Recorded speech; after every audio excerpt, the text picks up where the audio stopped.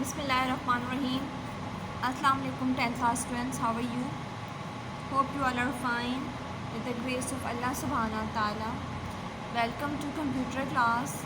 Student, as you know that we are studying chapter number 2 and we are making some program which are mentioned in your book, and today we are going to discuss the next program, and that is program number 10, question number 10, part 10. The statement of this program is we have to write a program to calculate distance covered by a car moving at an average speed of v, that is meter per second, in time t. The program should input average speed and time, and they have mentioned us we have to use input statement. अब student हमने इसमें करना क्या है कि हमने यहाँ पर फाइंड आउट करना है एवरेज डिस्टेंस कवर्ड मालूम करना है. अब आपको पता है कि डिस्टेंस का फार्मूला क्या होता है. Distance is represented by S, और इसका फार्मूला होता है S is equals to V multiply by T.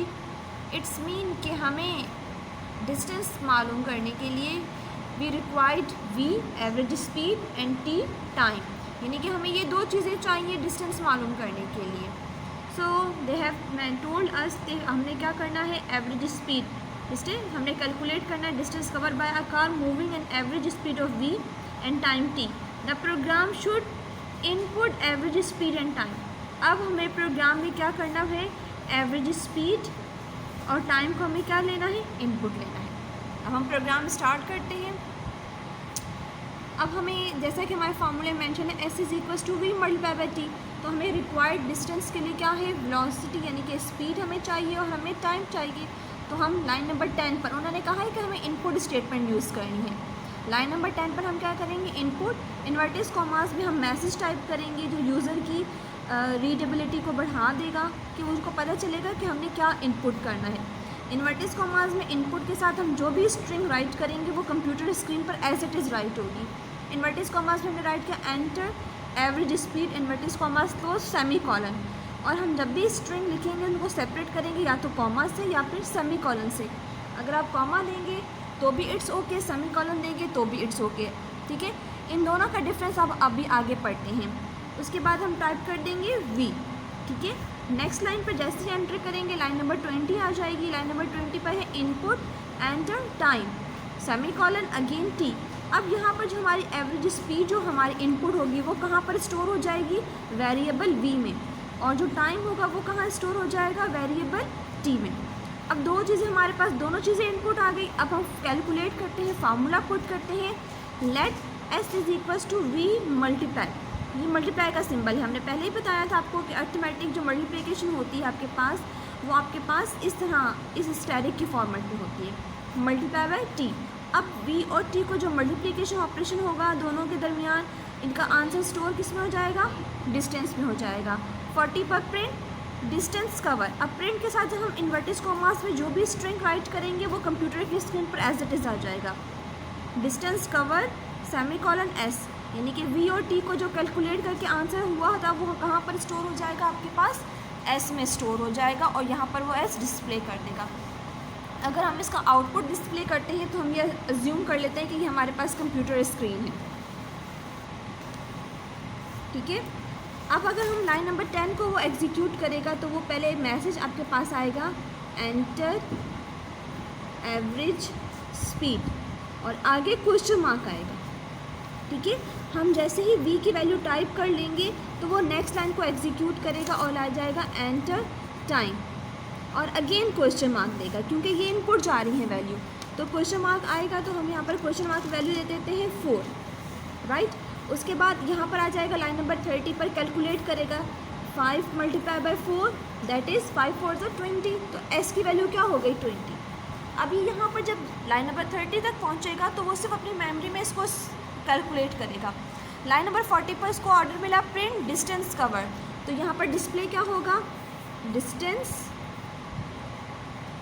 Covered, और एस की वैल्यू हमने क्या कैलकुलेट की थी, 20, तो यहाँ पर 20 डिस्प्ले हो जाएगा और यहाँ पर ओके का मैसेज आएगा. तो ये आपके पास आउटपुट स्क्रीन पर आपके पास ये शो हो जाएगा. राइट स्टूडेंट्स, तो ये हमारे पास प्रोग्राम था to calculate distance cover by a car which are moving with average speed in time t। तो ये आपको फार्मूला। नेक्स्ट हमारे पास क्वेश्चन नंबर 10 पार्ट 11 है। ये बहुत इंपॉर्टेंट शॉर्ट क्वेश्चन है बोर्ड के पॉइंट ऑफ व्यू से। ये हमें कह रहे हैं कि हमें एग्जांपल देनी है प्रिंट स्टेटमेंट के साथ कॉमा और सेमी कॉलन की, कि अगर हम प्रिंट के साथ कॉमा और सेमी कॉलन यूज़ करते हैं तो दोनों में क्या डिफरेंस है। पहले हम कॉमा को डिस्कस कर लेते हैं। कॉमा क्या है? Comma it is use to print the separate string and numeric expression.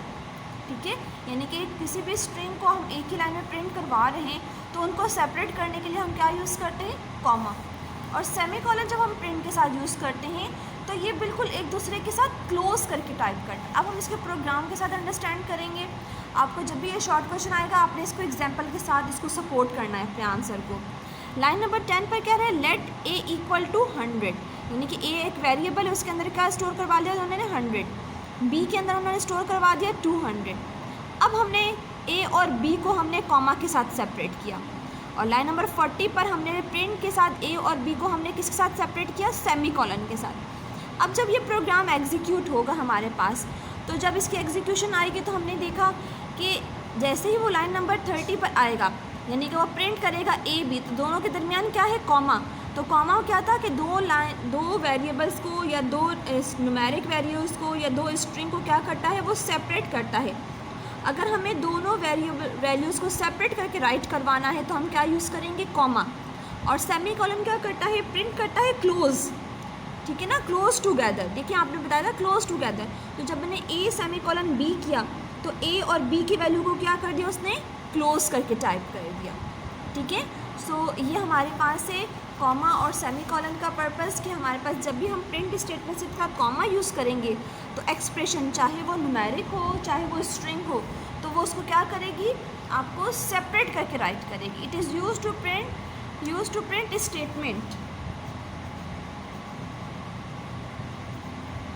Statement to separate string and numeric expression, यानी कि आपकी जो भी स्टेटमेंट होगी, चाहे वो स्ट्रिंग होगी चाहे वो न्यूमेरिक एक्सप्रेशन होगा, उसको क्या करेगा? सेपरेट करके राइट करेगा। जबकि हमारे पास सेमी कॉलन क्या करेगा? It is use to print output close together, यानी कि हमारा जो आउटपुट होगा वो आपस में क्या हो जाएगा? क्लोज हो जाएगा। ये आप इसको नोट डाउन कर लें। और जब आप इस प्रोग्राम को, अगर ये शॉर्ट क्वेश्चन बोर्ड में आता है या आपके एग्जाम्स में आता है, तो आपने इसको एग्जाम्पल के साथ इसकी आउटपुट भी शो करनी है।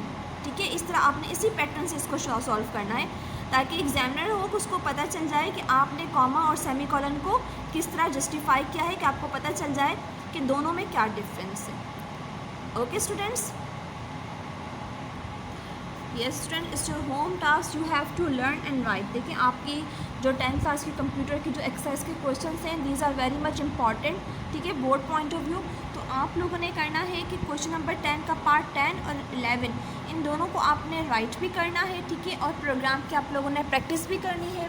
चाहे तो आप इसको जरूर बेसिक पर इसकी प्रैक्टिस करो, और आपने सेमी कॉलन और कॉमा की जो मैंने प्रोग्राम बना के दिखाया है इसको आपने एग्जीक्यूट करवाना है जरूर बेसिक पर। ठीक है, आप लोग डाउनलोड कर लें अपने मोबाइल फ़ोन से या अपने कंप्यूटर पीसी बेसिक 3.23। ठीक है, ये इसका वर्जन है। ये आप जीरो बेसिक आप इंस्टॉल कर लें, और आपने जितने भी प्रोग्राम हमने बनाए हैं उनकी आप लोगों ने रैंडमली प्रैक्टिस करनी है। ठीक है, और जितनी भी एक्सरसाइज के क्वेश्चन या प्रोग्राम में बनवा रही हूँ वो आप लोगों ने नीट कॉपी पर सेपरेट आप लोगों ने उतारने हैं, उसको एक रिकॉर्ड रखना है, उसको आपने एक नोट्स बनाने हैं। ठीक है, क्योंकि बोर्ड में ये रीजनिंग क्वेश्चंस और इस तरह के क्वेश्चंस बहुत ज़्यादा पूछे जाते हैं। ठीक है स्टूडेंट्स, अगले लेक्चर में फिर मिलते हैं। अपना ख्याल रखिएगा। फ़ी अमान अल्लाह, अस्सलामु अलैकुम व रहमतुल्लाहि व बरकातहू।